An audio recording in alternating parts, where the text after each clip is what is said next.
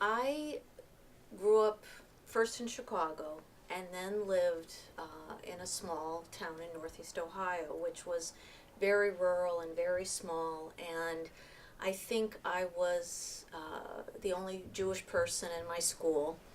And there probably were gay people in the school, but nobody talked about it. It wasn't even something that people thought about as a possibility. It was just invisible. And so I just knew I was different. I just thought it was because I was Jewish, or because I was smart, or because I wanted to go to college, or any variety of things. And went to college thinking, well, and I hadn't really dated at all. And so I went to college thinking that I would finally meet people like myself, and that would include friends and probably dating men, I thought, because I hadn't really dated at all. So I got to Brandeis, and very similar. I mean, people had tasted foods I had never tasted, had gone places I had never gone, and I just felt out of place on the one hand, but I also started to make friends. And this one woman that I met I felt like the first friend that I had really ever had. And we talked, and probably after a couple of weeks, at which point I felt like I had finally made a friend, and that she was like the most wonderful person I had ever met, she came out to me. And I remember being terrified, like, oh my God, I really care about her, and now she's telling me something that no one has ever told me before, and what am I going to do? But I really cared about her, so I was like, okay, it's okay, I can deal with this. And then, lo and behold, it seemed like everybody I was friends with was gay. And and I was like, what is going on here? And I would say, do you guys, can you just be gay and just stop talking about it so much? And they were like, no, you really have to cope with us. And I was like, oh, all right. And then, there was another woman on our floor, and she belonged to the Brandeis Gay Alliance, and so she put up a sign that said, gay cookie sale, and everyone on the floor was completely freaked out. Did you know Rachel was gay? We're like, yes, we knew. And then I think by October I thought, I don't know, there might be something to this. And so then, but I didn't label myself. I thought, well, maybe I'm bisexual. I don't know, because after all, I never felt this way before, but it just seemed like this was who I was surrounded by, and suddenly I felt really comfortable and happy. So I think by October, November, I was in a relationship with a woman, and still didn't label myself, and thought, well, it's just this woman. And then a couple of years went by, and the next time I was in a relationship was another woman. And I thought, well, it's just this woman. And this kind of went on for a number of years, and it always was a woman. So, and I also, I became politically radical. I was at Brandeis, and we had professors that were these wonderful feminists, and we were doing a lot of political action. It was really just a great time. And my family, I think, just never really knew what to make of me anyway.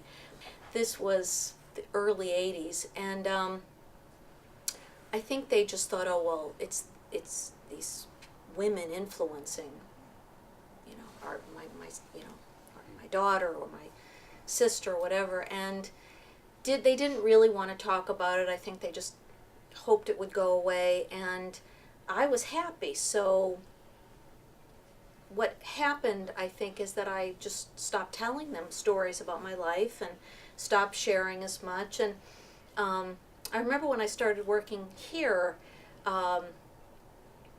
we were talking something about, in this generation, and sort of how people relate to their parents and what they do or don't tell them. And my experience in college was that nobody talked to their parents, and that it was a period of time where you just drew away from your parents, and I just thought that was what everybody did.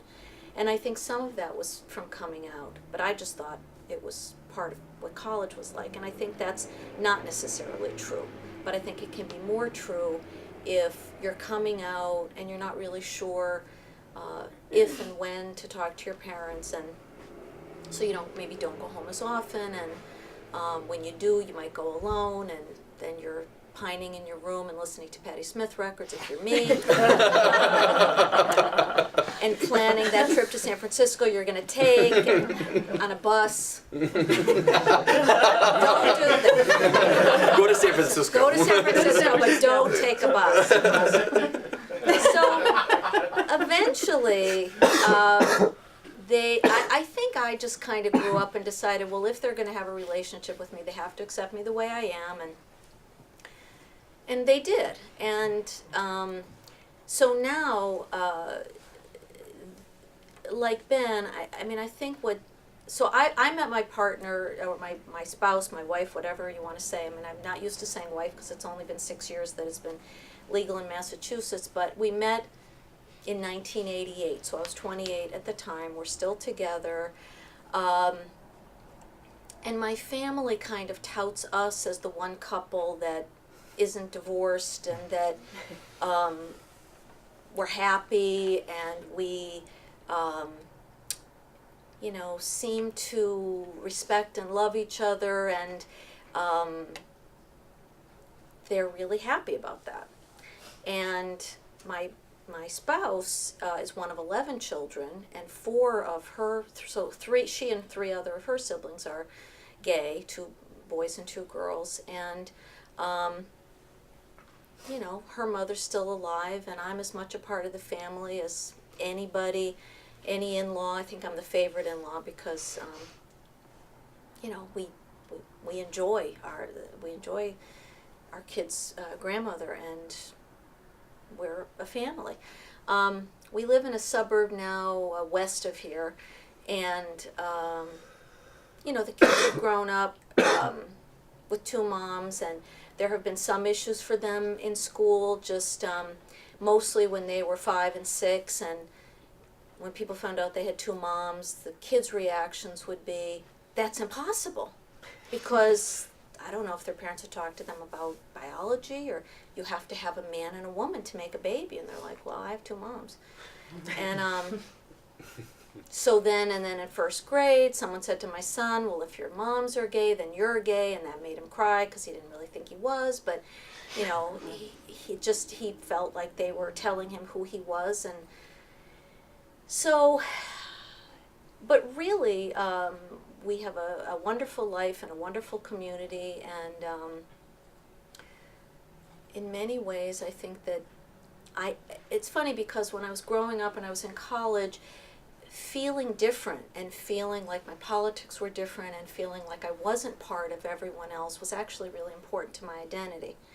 And so now I'm like in this suburb raising kids, and I don't want to, and getting married was the same thing. Like, well, I don't want to get married, and I don't want to have kids, and because I'm different. And that was what it felt like then, to be gay, was that part of it was that you never felt like everyone else. And I still feel like it's okay if that feels true for you,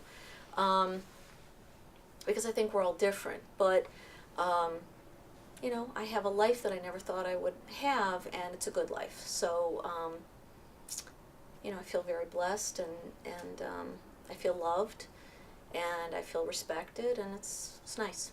So that's it.